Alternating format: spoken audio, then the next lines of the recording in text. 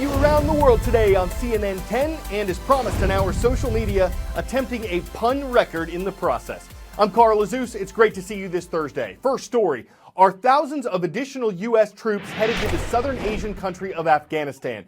That's something that U.S. national security advisors may be requesting from President Donald Trump. The conflict in Afghanistan is America's longest war. It began under former President George W. Bush in 2001. That's when the Taliban, who ruled Afghanistan at that time, refused to turn over the al-Qaeda terrorists who were responsible for the September 11th attacks on the United States. Conflict raged in the years that followed, with a coalition led by the U.S. fighting Taliban and al-Qaeda forces. Former President Barack Obama promised to end the war there, but instead he left office earlier this year with more than 8,000 U.S. troops still serving in Afghanistan. And though Donald Trump, when he was a candidate, promised to put an end to what he called nation building, President Trump may be expanding the American footprint in Afghanistan. Just like in 2001, the Taliban still pose a challenge in the country. President Trump is about to decide on a Pentagon plan for beefing up the U.S. fight against the Taliban and ISIS in Afghanistan. The first option, sending as many as 5,000 additional U.S. troops to bolster the 8,400 already there. The goal is to pressure the Taliban to the negotiating table.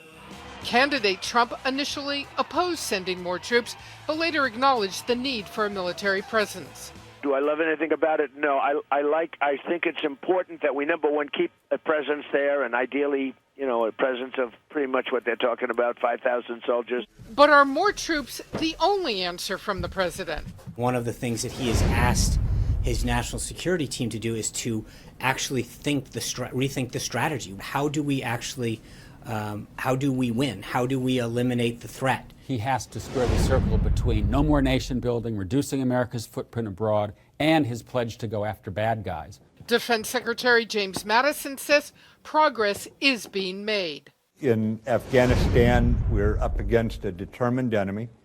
As I said, ISIS has been thrown back there. Al-Qaeda has been unable to mount attacks out of Afghanistan. After U.S. troop levels rose to 100,000 in mid-2010, President Obama set a plan to reduce the U.S. effort. With the Taliban now back on the rise, commanders want Trump to also approve authority to conduct more airstrikes and ground operations. What we need to watch for and be careful about is if 10,000 becomes 20,000, 20,000 becomes 30,000. We've been there since 2001. That's 15 plus years. Not a lot to show for it. President Trump already has given more authority to commanders overseeing operations in Iraq, Syria, Yemen, and Somalia. In Afghanistan, the decision to launch the Moab bomb for the first time was made by the general on the ground. But it is U.S. Special Operations Forces that have suffered casualties in repeated counterterrorism operations, a total of 12 killed in combat in the last year. A warning from the top commander. We're not a panacea. We are not the ultimate solution for every problem, and you will not hear that coming from us. 10-second trivia. Which of these words comes from a Spanish term meaning cauldron? Caldera, calibrate, callus, or calcite? Think volcanoes for this one. Caldera, which is Spanish for cauldron, is a large crater left by the collapse of a volcano. 3 countries, including the United States, have warned people about traveling to part of the Philippines, a nation of thousands of volcanic islands located in Southeast Asia. The U.S. says it has credible information about a terrorist threat to travelers in the Philippines' Palawan province. Military officials in the island nation say travelers will be safe.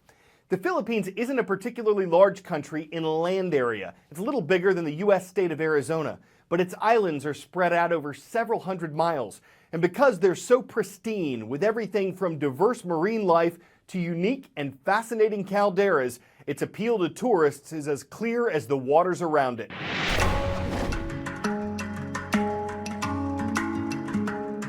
Philippines originally is an archipelagic country, so there are around 300 volcanoes. Each one of them offers a different kind of attraction.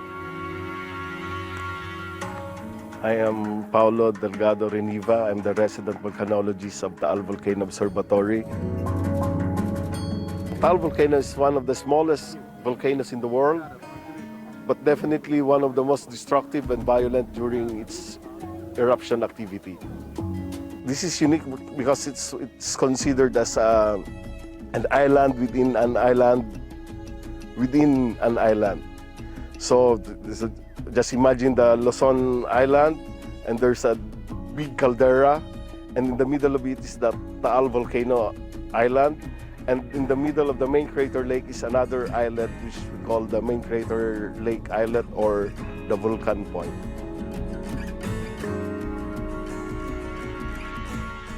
Taal Lake is the main tourist attraction here in Batangas province. It attracts investors for the commercial fishing or fish farming.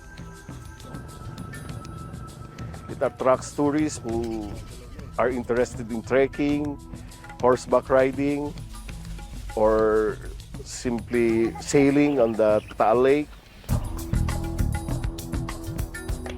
Going up the volcano is pretty tough. It gets quite steep, but it's definitely worth it. And when you get to the top and see the crater, it's pretty spectacular. You can literally see the bubbles coming out in the water, and it gives you a goosebump when you see that. Anyone interested in earth sciences or interested on how volcanoes form, it's a good attraction for them. Coming to Taal is like entering a time machine.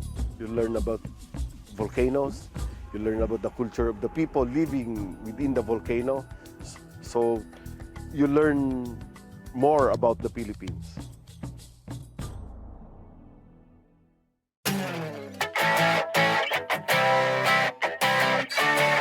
Bo, Barney, Sox, Millie, Lucky, Grits. They were all members of the U.S. government, but neither elected nor appointed. They were the adopted first dogs of U.S. presidents. Teddy Roosevelt practically had a zoo. His family entered the White House carrying a lizard, a badger, assorted birds, guinea pigs, a hyena, a rabbit named Peter, a pony named Algonquin. And while the nation's current leader has yet to name a canine companion, Vice President Mike Pence's family has hopped into the headlines with Marlon Bundo. United States. The vice president and his wife could kiss their audience's attention goodbye once Marlon Bundo was introduced. He is the first bunny to ever ride on Air Force Two.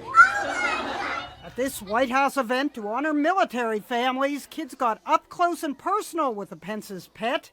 Marlon Bundo may not be as famous as Bugs. Gosh, ain't I a stinker? He may not have his own storybooks like Peter Rabbit. True. But he's already got his own acronym. You know, there's POTUS, short for President of the United States, and there's FLOTUS, short for First Lady of the United States. Well, now there's BOTUS. So he is the bunny of the United States. BOTUS has his own Instagram account, regularly updated with photos and videos. A spokesperson says he thinks he's a cat and likes to hang out with Oreo and Pickle. The Pence's daughter, Charlotte, then a film student, got the bunny to be in a movie, so Charlotte's roommate named him Marlon Bundo. I'm going to make him an offer he can't refuse. But at least this doesn't apply to Marlon Bundo. I could have been a contender. I could have been somebody.